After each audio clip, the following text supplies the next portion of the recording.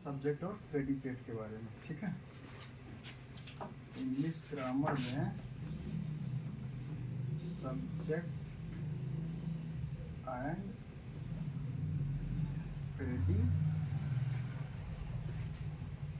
के बारे में, ठीक। कि सब्जेक्ट क्या है और प्रेडिकेट क्या है।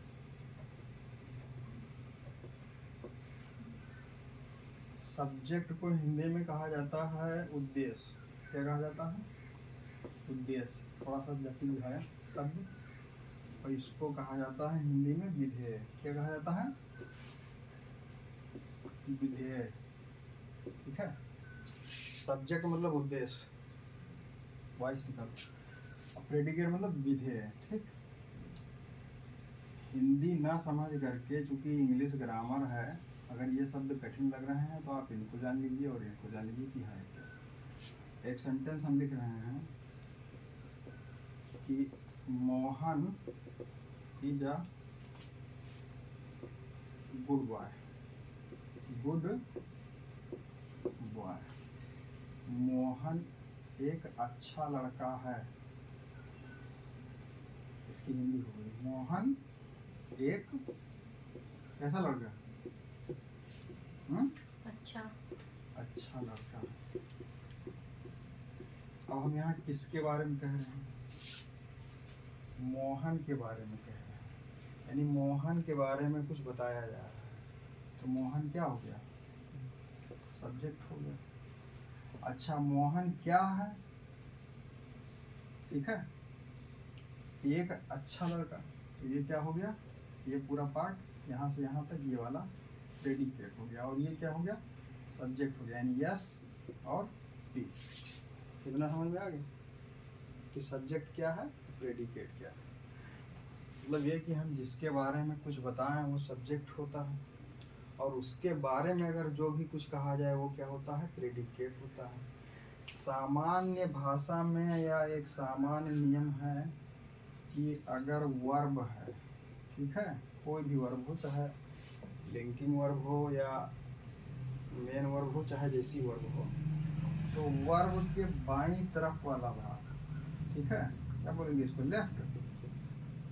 ये ज़्यादातर सब्जेक्ट हो जाता है, और वर्ब सहित ये जो दाईं तरफ का आपका भाग है, ये वाला हिस्सा वर्ब सहित ये क्या हो जाता है? प्रेडिकेट हो जाता है।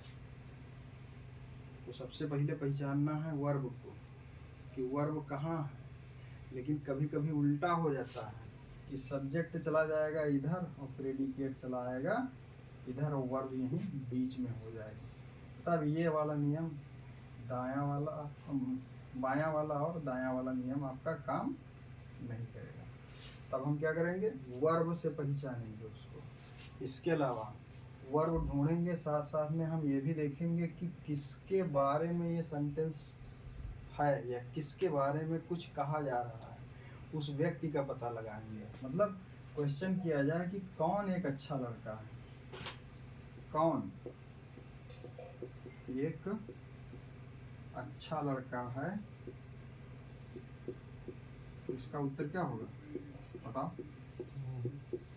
मोहन, ठीक है। यानी सब्जेक्ट का पता लगाने के लिए हमने कौन का प्रश्न किया, और मोहन भाई क्या हो गए? सब्जेक्ट हो गए। अब फिर हम क्वेश्चन करें कि मोहन क्या है। मोहन क्या है, तो इसका उत्तर क्या हो जाएगा? एक अच्छा लड़का है। तो ये वाला पूरा हिस्सा क्या हो गया? प्रेडिकेट हो गया। मतलब क्या का प्रश्न करने पर हमको क्या मिल जाएगा? प्रेडिकेट मिल जाएगा। कौन का प्रश्न करने पर हमको क्या मिलेगा? सब्जेक्ट मिलेगा। और क्या का प्रश्न करने पर? प्रेडिकेट मिलेगा। तेज बोला करो यार। तो बस यही है, यही जानना था हमको कि सब्जेक्ट क्या है और प्रेडिकेट क्या है। सामान्य नियम ये है कि वर्ब को छोड़ करके बाईं तरफ का हिस्सा सब्जेक्ट हो जाता है, और वर्ब सहित दाहिनी तरफ का हिस्सा क्या हो जाता है? प्रेडिकेट हो जाता है। बाकी अगर पार्ट्स देखा जाए तो सब्जेक्ट के बहुत सारे पार्ट, ठीक है। सब्जेक्ट के पार्ट अगर हमको देखना है तो सब्जेक्ट के बहुत सारे पार्ट हो जाएंगे। डिटर्मिनर होगा, ठीक है, इसी में क्वालिफायर होगा,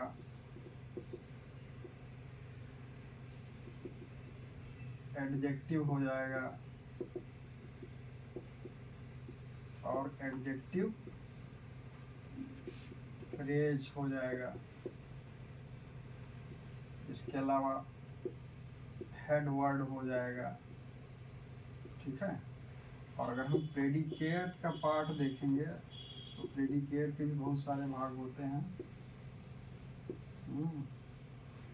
इनके पार्ट्स को अगर देखा जाए प्रेडिकेट में, तो प्रेडिकेट में सबसे पहले क्या है, वर्ब आ जाता है, इसके बाद ऑब्जेक्ट आ जाता है, और फिर कॉम्प्ली क्या आ जाएगा, कॉम्प्लीमेंट या अदर चीज़ें आ जाती हैं। ऑब्जेक्ट भी दो प्रकार का होता है, डायरेक्ट ऑब्जेक्ट और